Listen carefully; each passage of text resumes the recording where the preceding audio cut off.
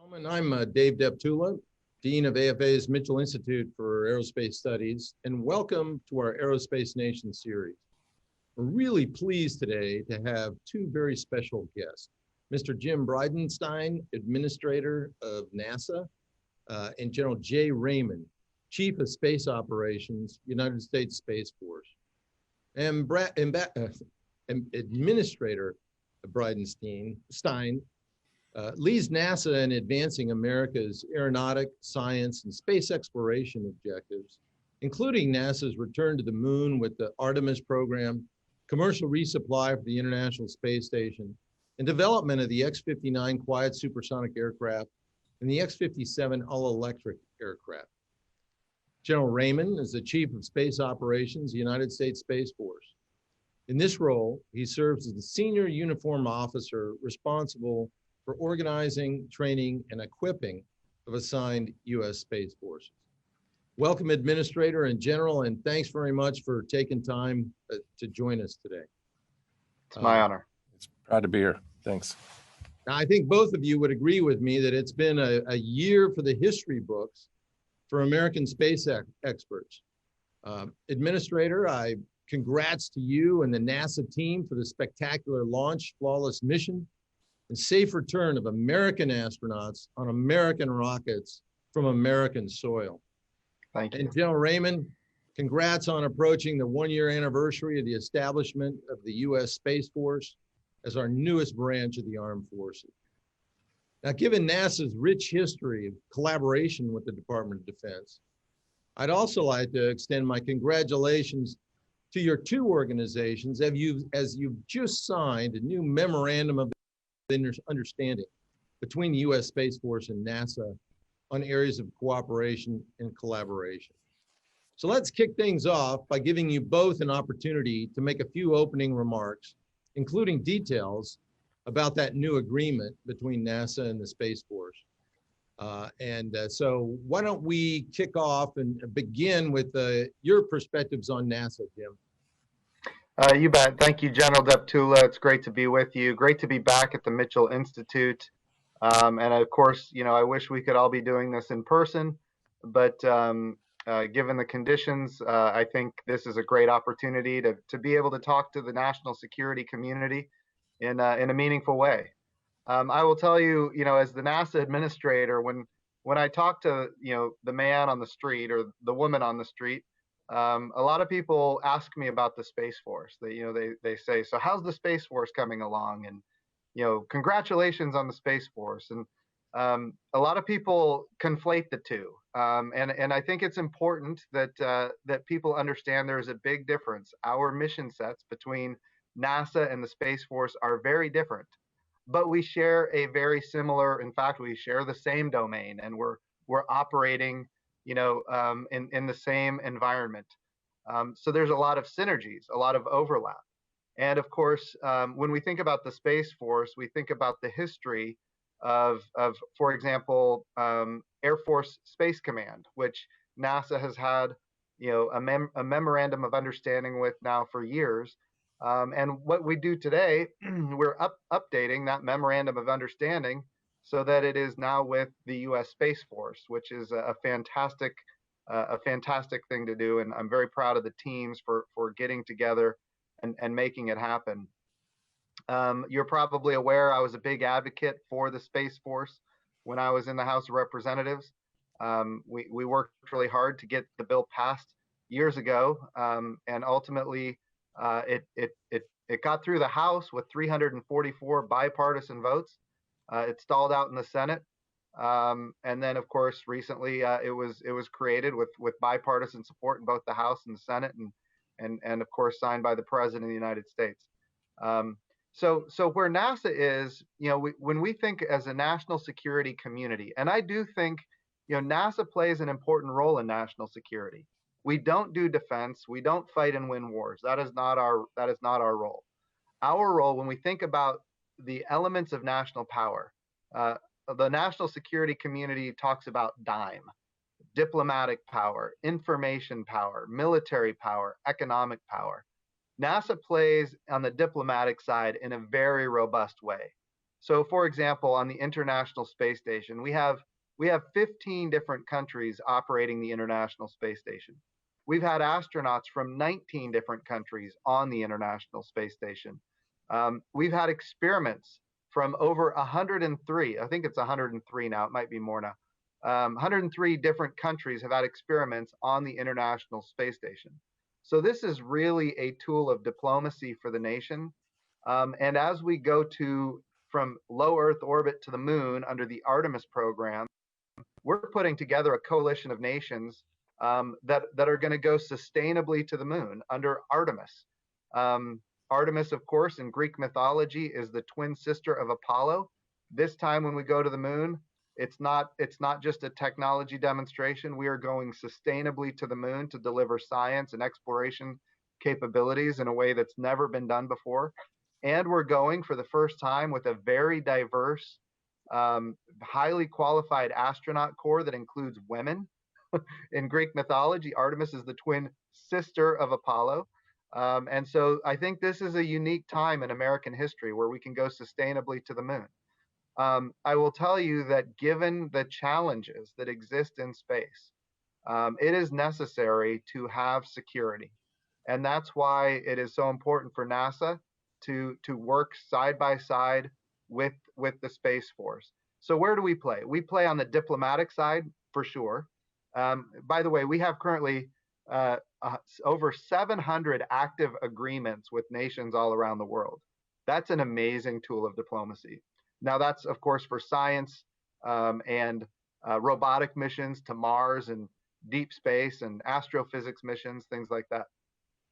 Then we have, on the information side, when we think about the power of information, we remember, for example, just a year ago, we celebrated the 50th anniversary of Apollo 11, the first of 6 moon landings. And I will tell you, we had over 500,000 people on the National Mall celebrating this achievement that was done 50 years ago. It was a huge event. And what's amazing about it is it was celebrated all over the world.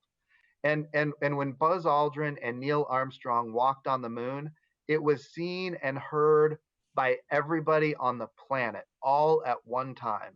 That's an amazing tool of American power to say, look, we have a challenge sometimes. Back then, it was about reaching behind the Iron Curtain in the former Soviet Union and communicating to people about the values of Western democracy. Today, we think about landing. We landed InSight on Mars. It was one of the first missions that I got to participate in as the NASA administrator. It was a lander that it was the 8th time in human history that we've landed softly on Mars. The United States of America is the only country that's been able to do it, and it received front page news. Oh, I don't know if it was front page news, but it received news in Tehran, and the publication said very specifically it was the hardline newspaper of the Islamic Revolutionary Guard Corps in Iran. That is not an organization that generally says anything nice about the United States of America. But in this particular case, they talked about landing on the moon for the 8th time in human history, and in the article, it talked about our international partners that were with us. That's the kind of reach that has the ability to change the perceptions of young people all over the world towards the United States of America in a way that only really NASA has that ability. So we think about diplomatic power, we think about information power. On the military side, that's not where we are, that's not what we do. Of course, there's a lot, we share an industrial base and things like that. Of course, on the economic side, we play very strongly, very, very strongly there. We're commercializing low Earth orbit with Commercial Crew, which, as you mentioned, General Deptula, we just saw launching American astronauts on American rockets from American soil.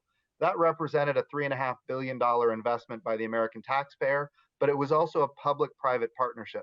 NASA wants to be one customer of many customers in a very robust commercial marketplace for human space flight and low Earth orbit.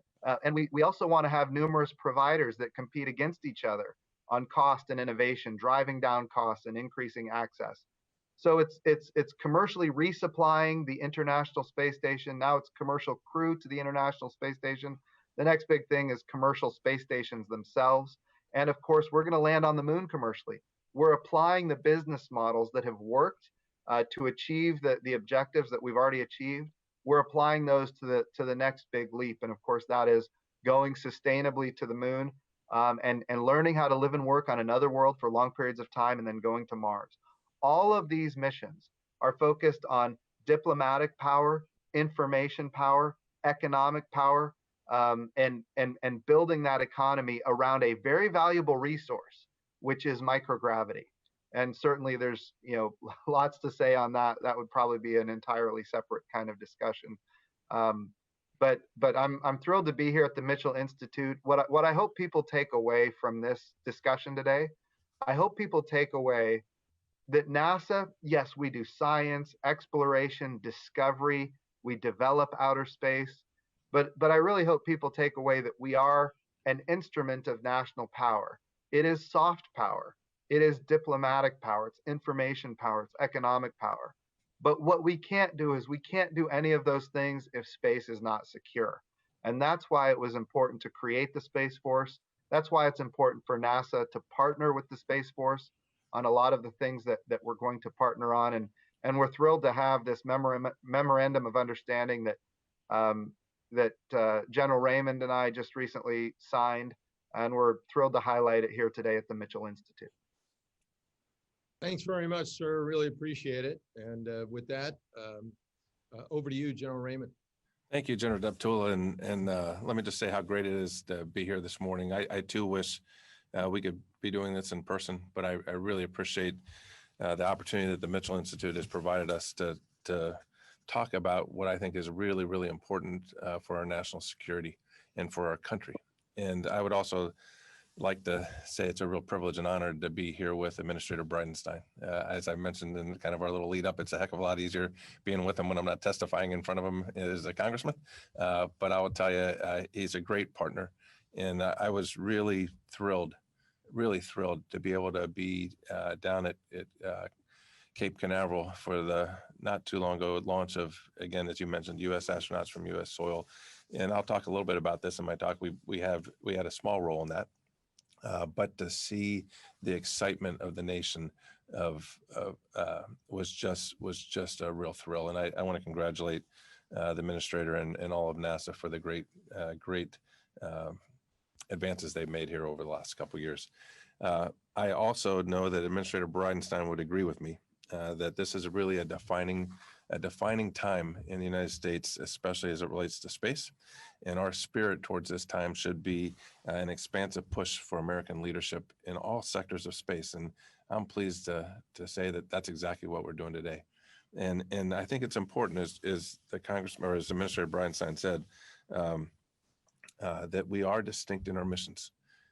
But in every sector, whether it's national security space sector, whether it's civil, which is, think United States Space Force and United States Space Command, civil sector, think NASA, or commercial sector. And this is a really bad term to use when you're talking about space things, but the explosion of commercial space companies and technologies, it's an exciting time to be in our business across all of those sectors. And I will tell you that our nation is the strongest when all of those sectors are leading the way. And again, as I mentioned up front, we're doing so. And I also say that, I was a young kid. My dad was in the Army. He was stationed. He taught at West Point, and I remember as a very young child sitting in our living room watching man walk on the moon and being inspired. And I think that today, with all the activity that's going on in all the different sectors, we're gonna that young folks in our nation are going to be equally inspired today, and I think that's going to be a really good thing for all of the sectors of space. And you look at folks that are applying for astroengineering degrees at universities across the country is up. We have people knocking on our door asking us how to get into the space business, the Space Force. We have way more people knocking on the door wanting to come in than we can take on our books. And I'm sure, I don't want to speak for Administrator Bridenstine, but I'm sure there's similar things happening in his organization as well. I think it's important that we understand this is Minister said, the difference in our mission sets. It is a different mission set. As the nation's newest branch of the armed services, we are all about our national security space enterprise, making sure that our nation and our joint and coalition warfighters have the space capabilities that they need to provide advantage to our nation. We've done this for years. We operate capabilities like GPS satellites, like communication satellites, weather satellites, missile warning satellites to detect any missiles that might threaten the United States, space domain awareness satellites to have a better understanding of what's going on in that domain. We share that information broadly, including with NASA. We integrate these capabilities into everything that we do as a joint and coalition force. And what's new today is that we also have to protect and defend those capabilities to make sure that the domain is safe and stable. NASA, on the other hand, as Minister Bridenstine talked about, is in the science and technology and exploration and interplanetary types of missions, aeronautic types of missions. And so they're distinct, but we operate in the same domain. We operate in that same space domain. And if you look at what we share, the common areas, I mean, we share partners. Minister talked about the partners that they have. We have developed significant amount of partnerships in the national security space business. We share some of those partners. We share an industrial base. We share the desire to have a domain that's safe for all to operate in. We share the desire for security in space. We share R&D. We share science and technology. We share roadmaps, if you will, for things that would be of benefit for both of our organizations. And so this MOU that we're signing today reiterates the close collaboration that we've had with NASA since the beginning. I mean, if you look at it, we have had a very strong partnership. If you look at the Mercury 7, all of those Mercury 7 astronauts were military test pilots, every single one of them. In 1958, when the U.S. Air Force Academy was established, they established the astronautics program. We've had 42 different graduates from the Air Force Academy that have gone on to become astronauts. We partner in space situational awareness. We have NASA representatives on our operations floor. One of the thousands and thousands of objects that we track, the most critical object that we track is the International Space Station, making sure that we can keep that asset safe and protect the astronauts that call that home. We sit side by side with NASA, providing them information to make sure that we do that well. We provide range support at our launch ranges, both at Vandenberg and at the Cape. And I mentioned the recent launch of humans, astronauts from the Cape. We worked very closely with NASA to be able to do that and to do that safely. On the other hand, we also had rescue forces that were under my command at the time when I was the U.S. Space Command commander to make sure that we could protect those astronauts if something were to go wrong. So we provide weather support to NASA, space domain awareness. I mean, the partnership is really, really strong, and we're excited to continue that and to enhance it even more going forward. The MOU is just another step in reiterating that partnership and to expand that partnership, especially if you look at the U.S. Space Command mission set and the AOR for U.S. Space Command. It says that the AOR for that command is 100 kilometers above the Earth's surface globally and outward. And so our domain that we have to organize, train, and equip for and to provide capabilities for U.S. Space Command to conduct its mission goes well beyond GEO. And as NASA explores out and gets to the moon and eventually gets to Mars, we think there's really some common collaboration efforts to be had between the two of us. And with that, I think I will just conclude by saying it's a privilege to be here. It's a privilege to be on the panel with Minister Bridenstine. We are very proud of the partnership that we enjoy. I think having three sectors of space, national security, civil and commercial, all leading the way globally is really, really important to our nation, adds strength to our nation.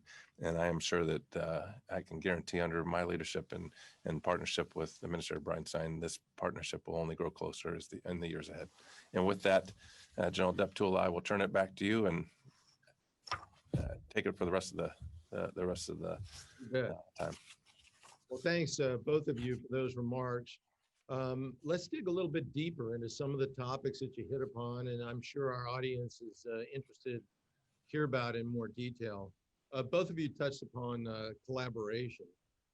both NASA and the Space Force conduct research and development efforts for space systems and technologies. You conduct ground ops that support our national objectives in space, and you both operate on-orbit systems. So tell us a little bit about how NASA and the Space Force deconflict your roles and responsibilities in these areas. Jim, why don't you go first?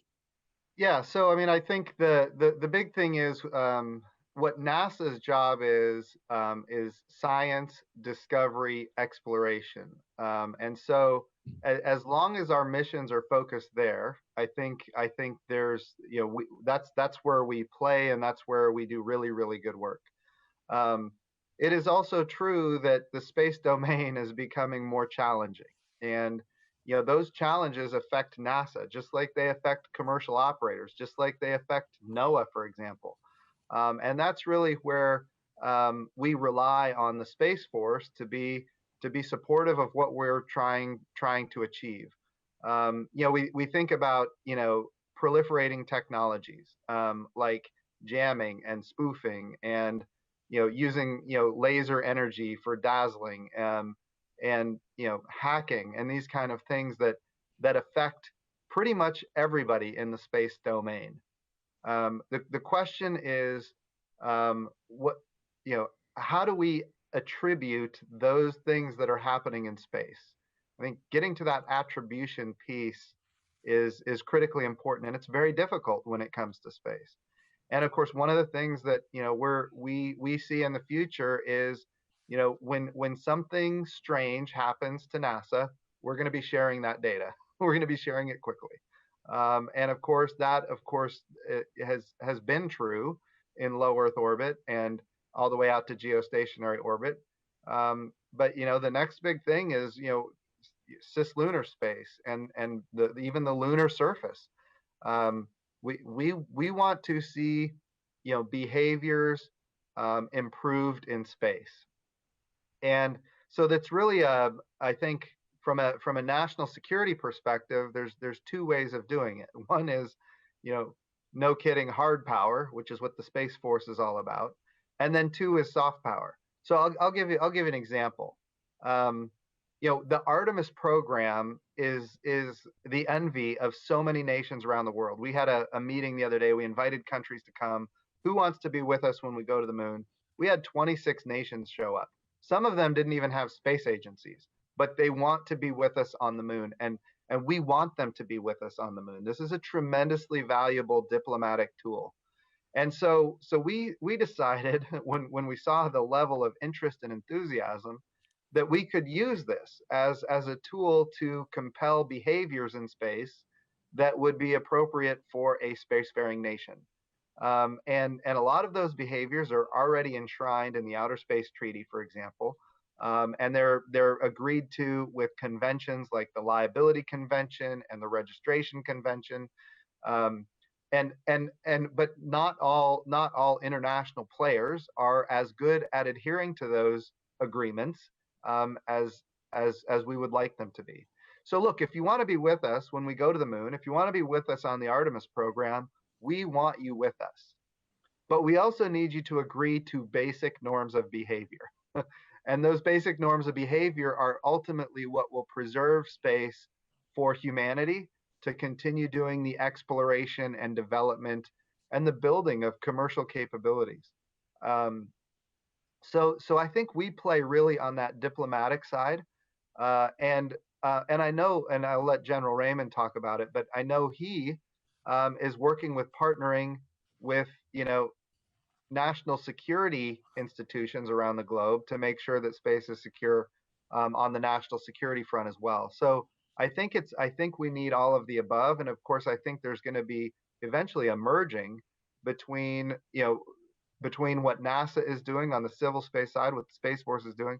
Like, what are the norms of behavior that all nations need to abide by in order for us to be able to sustain space for the long term?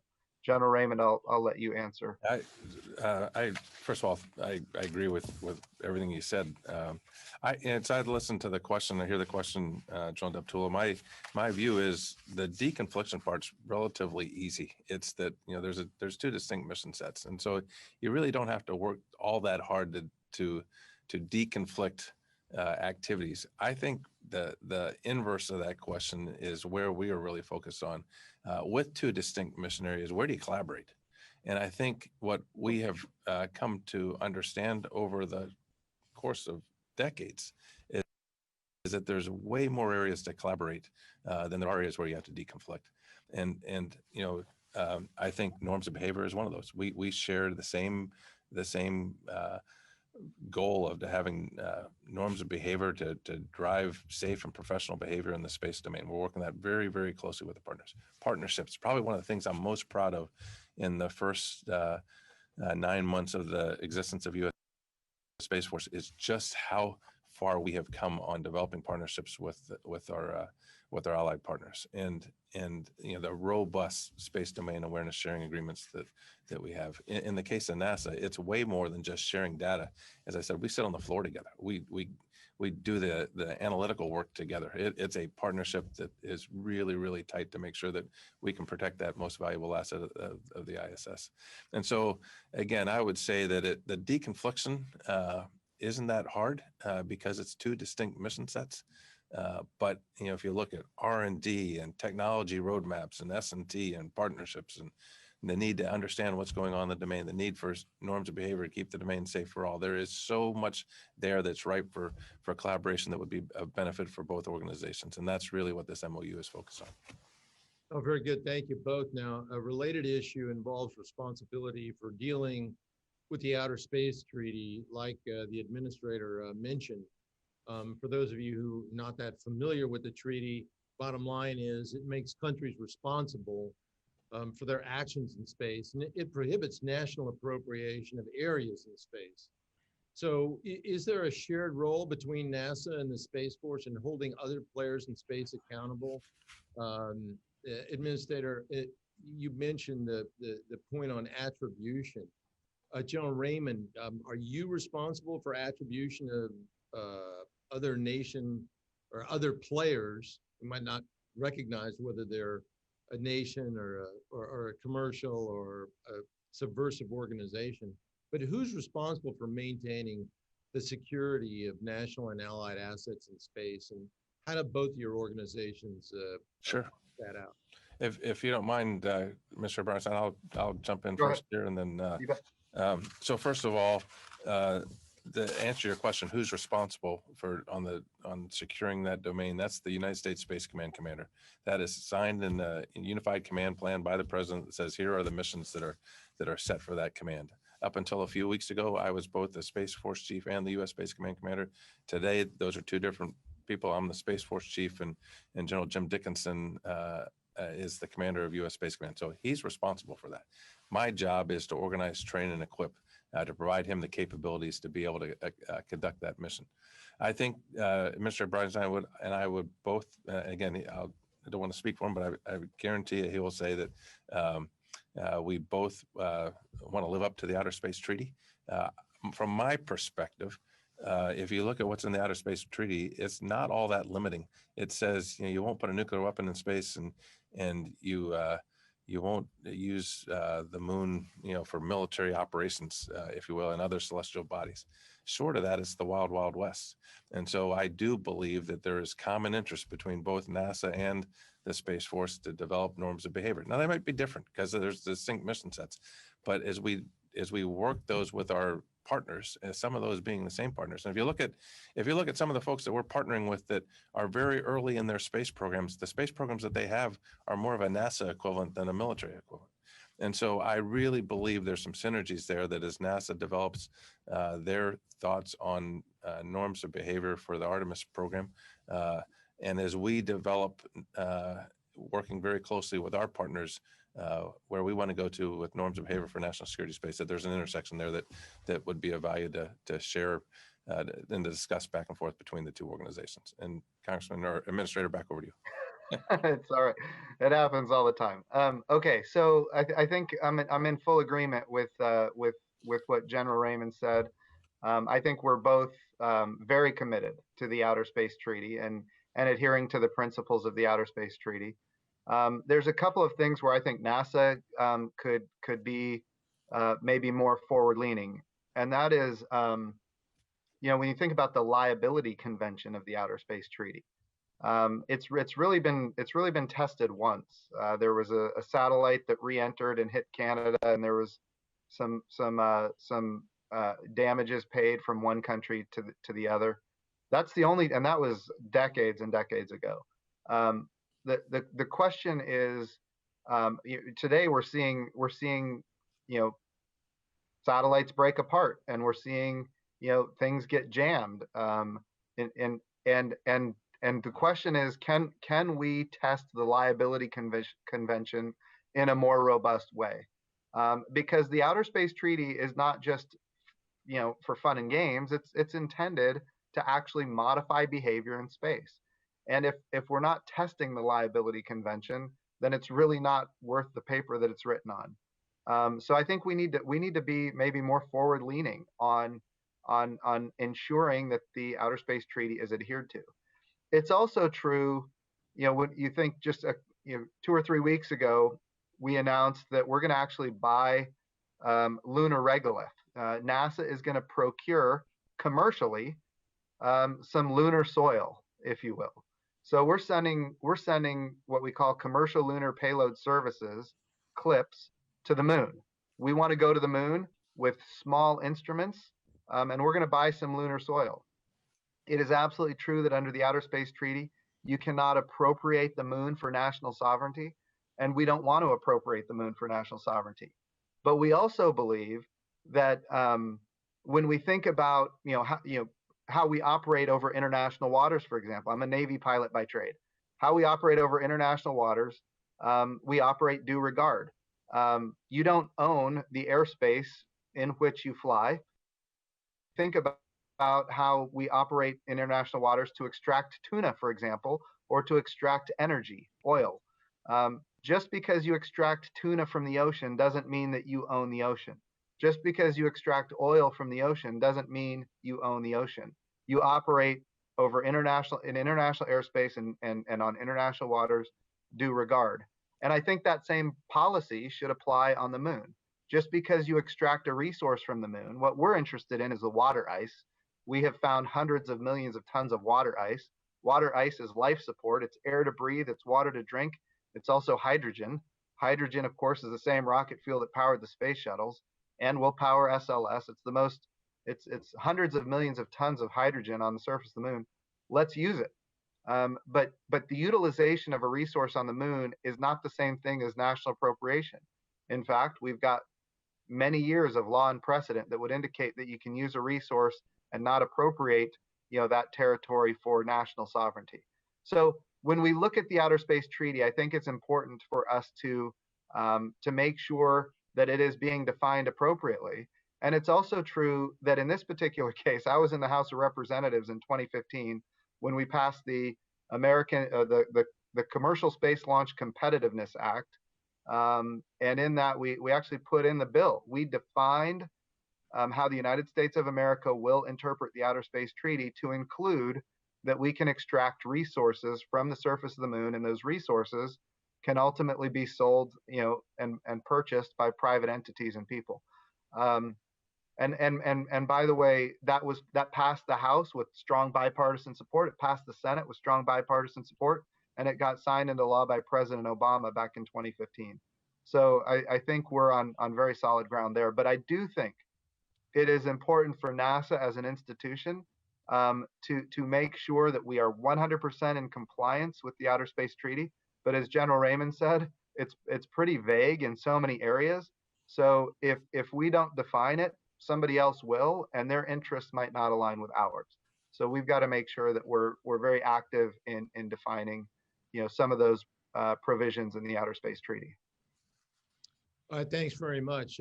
General Raymond, what are some of the Space Force mission requirements above GEO and cislunar space as distinct from NASA's mission requirements? And how well are you and NASA working together on the technical challenges of operating above GEO, such as navigation, communications, and so on and so forth? So again, as I mentioned a little bit earlier, our mission is to organize, train, equip, provide capabilities to U.S. Space Command to operate. If you look at the AOR that U.S. Space Command has to operate in, it's a very vast AOR. I mean, 100 kilometers above the Earth's surface and higher. It goes well beyond geosynchronous orbit, and so obviously we are looking beyond those orbits to be able to conduct the national security space mission that that the U.S. Space Command is going to have to conduct. And so areas that we are focusing on, for example, as an example, would be space domain awareness. And we are working a close partnership with NASA to develop the domain awareness necessary to support their efforts and to also support our national security efforts going forward. And so communications, you talked about that as well. And we have some really strong technology roadmaps and partnerships that are developing and that are being further integrated to show that intersection where, as NASA goes out to the moon, for example, that we can collaborate with on areas that would be beneficial for our national security space mission. Again, two distinct missions, but we rely on similar things. You got to be able to communicate. You have to understand what's going on in the domain around that. You have to be able to navigate, precision navigation and timing. And so all of those things beyond what we have traditionally operated in, which is geosynchronous orbit and below, if you will, now are expanded, and that expansion again is enabled by a close partnership with NASA. Excellent. Another interesting topic, one that people it's coming back into the news, and that's the subject of nuclear power use for space applications. It can certainly bring out passion in the discussion of both the pros and cons. And as an aside, so you might get a chuckle out of this, I actually did my 6th grade science fair project on nuclear space propulsion back in the early 60s. Wow, that's an impressive 6th grader right there. Yeah, well, my dad had a little bit of influence on me, but I actually remember pretty vividly some of the designs of the spacecraft and ionization and so on and so forth. I won't bore you with the details, but I'm a fan. And Administrator Bridenstine, you see nuclear propulsion as having extraordinary value. You've described it as almost a must-do. So could you share with us NASA's thinking about the future of its space applications and how we can help a skeptical public understand how we can safely integrate nuclear propulsion into both NASA and military space programs? Absolutely. And I think General Raymond and I will both agree wholeheartedly that in no way would we ever consider putting weapons of mass destruction in space, which is fundamentally prohibited by the Outer Space Treaty. So I want to be clear, that is not what this is. What we're interested in doing, if you look at traditional chemical rockets, when we go to Mars, which we are going to Mars, when we go to Mars, it's basically a 9-month journey to get to Mars when Earth and Mars are aligned on the same side of the sun. And then after you're there, you're no longer in alignment, which means you have to wait 2 years before you can come home, because that's the next time Earth and Mars will be on the same side of the sun. So that's a lot of radiation exposure. I mean, lots of radiation exposure, and could be very damaging for the human system. So what we have to do is we have to figure out how to get there faster. And there's ways to do that, and those ways include using nuclear propulsion. So first of all, there's nuclear thermal propulsion, which is basically heating up hydrogen. Propulsion has never changed. It's basically the same. It's force equals mass times acceleration. So you take a mass of something and you accelerate it out the back of a rocket, and it shoots you the other direction. So it's basically Newton's laws of motion. For every action, there's an equal and opposite reaction, and force equals mass times acceleration. So Newton's laws of motion apply today as they did, in the 1950s. What we can do today, though, is we can get more speed by using nuclear power to heat the hydrogen and accelerate it out the back of a rocket. Now we're limited as far as nuclear thermal propulsion goes, because all of that chemical still comes in contact with the skin of the rocket, which there's a limitation from a material science perspective on how much thrust you can get from nuclear thermal using hydrogen. However, if you talk about nuclear electric, I know the Space Force has been using nuclear electric propulsion for the position of satellites, for example. We are developing scaled up solar electric, I should say. Space Force has used solar electric for commercial satellites and other things. We're using solar electric for the Gateway. We're building a space station in orbit around the moon. We call it the Gateway. It's going to be a really scaled up, solar electric propulsion for the purposes of maneuver around the moon, so we can get to any part of the moon anytime we want. But even more importantly is how do we go from basically solar electric to nuclear electric? So when we talk about electric propulsion, we're talking about accelerating ions, accelerating subatomic charged particles. So if force equals mass times acceleration, and you're accelerating subatomic charged particles, that's not a lot of mass. What does that mean? That means you need a lot of acceleration. And so how do you get that acceleration? Well, you do that with nuclear power and electricity and magnetism. And when you have the magnetism, those subatomic charged particles never come in contact with the skin of the spacecraft because they can be controlled with magnets. And all of that is tremendous. So we're talking about accelerating subatomic charged particles to a percentage of the speed of light.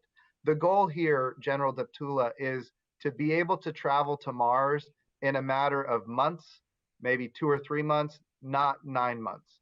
And when you're at Mars and you're not on the same side of the sun anymore, how do we come home when we're on opposite sides of the sun? Well, you can use Venus as a gravity assist with nuclear propulsion to do what we call an opposition class return mission from Mars when you're on opposite sides of the sun. So nuclear propulsion, thermal, nuclear electric, all of these technologies are going to fundamentally transform our access to our own solar system. So we absolutely need to develop it. And I know, but to be clear, these are not weapons grade materials at all. And they couldn't even be used for weapons if you wanted them to be used for weapons. This is about propulsion, pure and simple. I will also say that when we go to other worlds like the moon or Mars, we're going to need power, lots of power. And so there's room for nuclear power on the surface of the moon and on Mars as well. But to be clear, again, we're not interested in putting any kind of weapons in space. Not weapons of mass destruction, I should say. Not that NASA does weapons at all, but the Outer Space Treaty talks about a prohibition on weapons of mass destruction in space. Fascinating insights, and I think that will help the public understand that there's a tangible there that you talk about in the context of shortening the amount of time that it takes to transit between the Earth and Mars. So thanks very much for that insight. And I'll have to go back and dust off my 6th grade science fair project. Send NASA my conclusions. Okay, NASA's Planetary Defense Coordination Office is still only a few years old, and it currently works cooperatively with many government entities to mitigate the effects of potentially hazardous objects in space. Has NASA and the Space Force discussed at all how you all might collaborate on this mission? And some have asked, might some of the mission set be shifted from NASA to the Space Force? General Raymond, care to comment? Clearly that is a NASA, in those distinct mission sets, the Planetary Defense Mission falls to NASA. But we do have capabilities that can help NASA, and specifically, some that I would highlight would be the space domain awareness.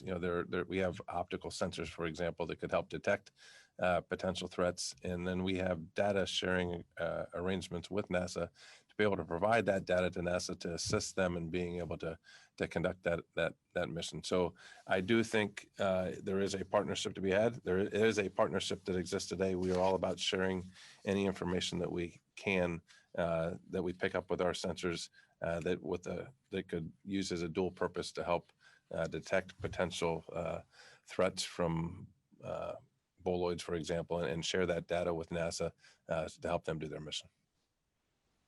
Very good. Yeah, and I would agree with that. I think one area, NASA worked with the Space Force on integrating some algorithms into the Space Surveillance Telescope, it was in New Mexico. Now it's down in Australia, and they're doing space domain awareness. We're looking, as General Raymond said, we're looking for bolides that could collide with the Earth, and having our algorithm in their system enables us to see things that we otherwise wouldn't be able to see. So there's collaboration there. And I would also say, when we're going to the moon here by 2024, we're going to have humans on the moon. We're going to have a number of experiments robotically on the moon as early as 2021. And in 2022, 2023, we've got a lot of robotics going to the moon in the coming years. And I think, when we think about the sensors that we put on the moon, what NASA is interested in, we are interested in buying data, which means we don't want to purchase, own, and operate the hardware, but we want to buy data. And the reason we want to buy data is because, if you put an optical sensor, for example, on the moon, which is an extremely stable platform, we can use that optical sensor to detect, exoplanets around other stars, because it's such a stable platform, the moon, that we can see the flicker of a star in exceptionally faint ways, which means if a planet circles in front of a star, we can detect it in a way that you couldn't detect from a free flyer in space, and we can't detect it, from Earth because of the atmosphere and other reasons. So the moon has a lot of value there, and NASA's interested in buying data. And the reason we want to buy data is because then other agencies can also buy the data. The Department of Energy is, they're interested. They made an announcement just the other day. They're going to do an RFP to put, sensors either on or around the moon to better understand physics. They have a mission to understand high energy physics, high energy particles, and of course NASA is partnering with the Department of Energy on those kind of activities. So when we think about very low frequency radio telescopes, when we think about optics on the moon is a platform for all sorts of really situational awareness capabilities, to include the ability to see objects orbiting the moon. We're going to need, we talk about space traffic management around the Earth. If you look at all the stuff that we're sending to the moon, not just the United States, but Russia and China and India and Israel, all of the objects that are going to be orbiting the moon, landing on the moon, we're going to have to do space situational awareness and space traffic management around the moon, if you can imagine that, or else it's going to become very dangerous around the moon as well. So NASA wants to be a data purchaser, and then those kind of platforms would be available for other agencies to purchase data as well for their own purposes and task for different mission sets. So I think there's room. I'm thinking futuristically here, but I think with the various agencies responsible for deep space, I think there could be a lot of room on the moon for these kind of activities.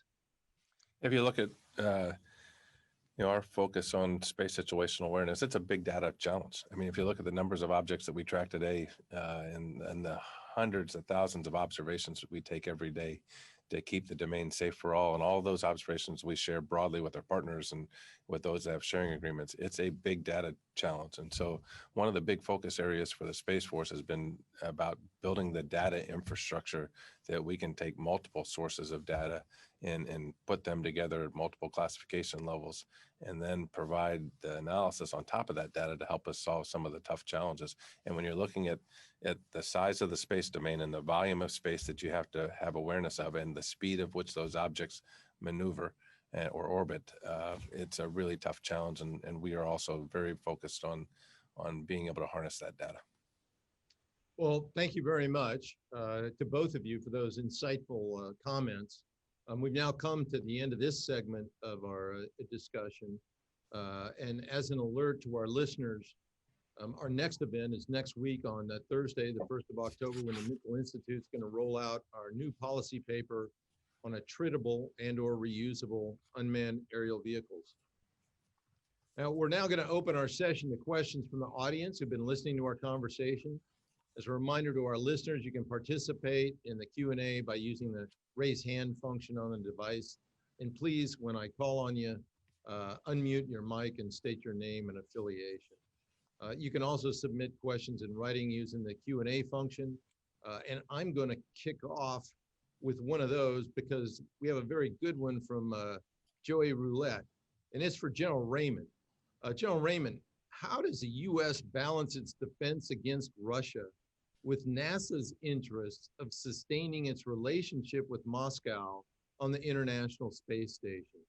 Would the Space Force like to see Russia collaborate on the Artemis program? Yeah, so I think, there's a long history here. Even in the Cold War, in the height of the Cold War, there was great collaboration in the civil sector. I mean, there's always been strong collaboration with Russia and NASA, and I think that's a benefit for our nation, and I think it's something that should continue. I'll turn that over to Minister Bridenstine for more, but I think that's one area. Even in areas where our countries disagree, there's always been agreement on and partnership on the civil use of space. So obviously, next month, I guess in November, we're celebrating 20 years of Russian cosmonauts and NASA astronauts living and working together on the International Space Station. So that really is a monumental achievement of diplomacy when you think about all of the terrestrial challenges that the two nations have. So I do think, it's a channel of communication. It's an important kind of diplomatic tool. I would also say, as General Raymond said, we go back to 1972. We were in the height of the Cold War, and we had the Apollo-Soyuz program, or if you're Russian, they call it the Soyuz Apollo program, which was kind of a groundbreaking effort of collaboration. Then, we had the shuttle Mir program, where they built the space station Mir. We built the space shuttle. We collaborated there. That was in the 80s and 90s, and now we've got the space station program. So there's a lot of history here. I know the Space Force has a very different mission than NASA, but as far as a tool of diplomacy, I think we're doing good by our nation.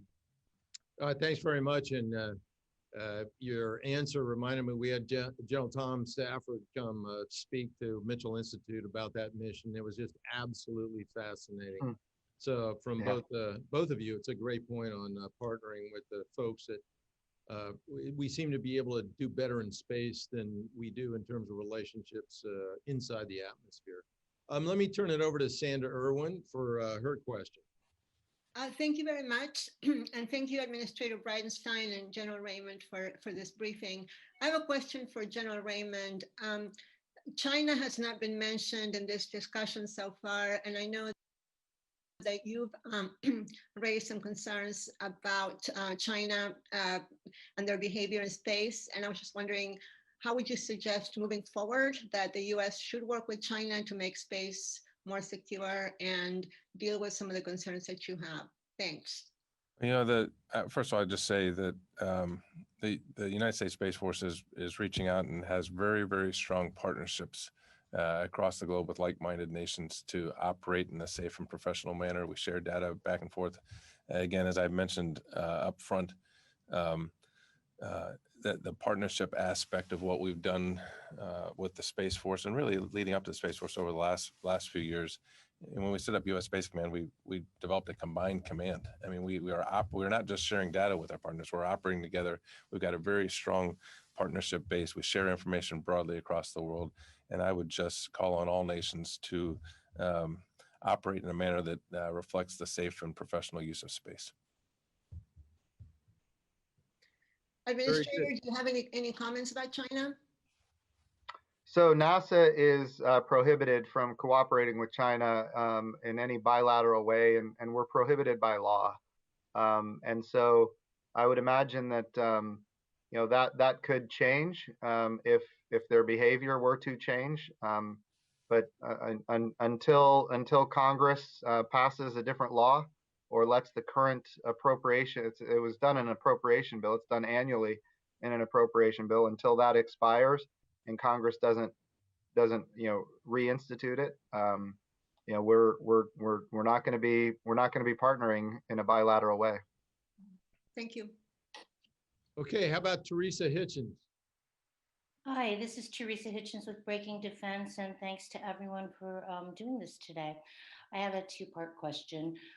First, for Administrator Bridenstine, my question is about lunar resources, and you sort of made the comparison to extracting fish from the ocean, but resources on the moon are finite. So anything you take, you mine, or you remove, they're finite resources, and that's different than fish. Fish will repopulate. Lunar regolith is not going to repopulate. So how do you work that with our international partners?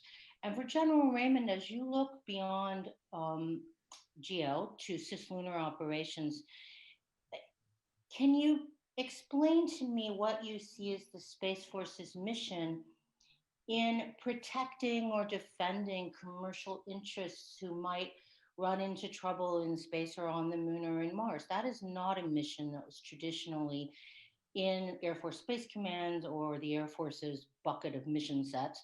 I don't see it in the current doctrine paper that you put out. So I wondered if you could explain that mission to me. Thank you.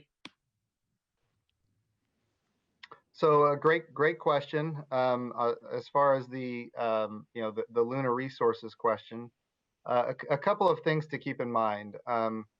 The resources that come from the ocean that would be energy are also finite, and yet we're able to extract those resources from the ocean. And if the fundamental law that applies is if you apply your sweat and your equity and your investment, your capital to extracting a resource, you receive the benefit of owning the property right of that resource while you don't also own the ocean. So that's the fundamental property right that exists, whether it's fish or energy from the ocean. On the moon, that same principle, in my view, and of course passed by the United States Congress with bipartisan support, signed by President Obama, that's the way we have interpreted the Outer Space Treaty. And I will tell you that we've had broad consensus that this is an appropriate way to explore and develop the moon. Now, if we get to a day where we're running out of resources on the moon, I will tell you that NASA will have done an amazing job. We're not anywhere, of course, near that. But in my view, we need to make sure that we set the regulatory certainty to encourage the capital formation necessary for commercial companies to go and do these types of activities. And I will also say, look, we talk about rare earth metals on Earth, platinum group metals. These are asteroid impacts from billions of years ago, and these asteroid impacts, of course, are today on Earth they call them rare earth metals. They're very trace when you find them. It's because the Earth has an active geology. The Earth has an active atmosphere, an active hydrosphere. So nothing is today where it was billions of years ago when it collided with the Earth. And that's if it could even get through the atmosphere to begin with. We saw, of course, what happened with Chelyabinsk. That was a big asteroid, 20 meters wide, and of course it exploded, miles above the surface of the Earth. So it's really hard for asteroids to actually make impact with the Earth. You look at the moon.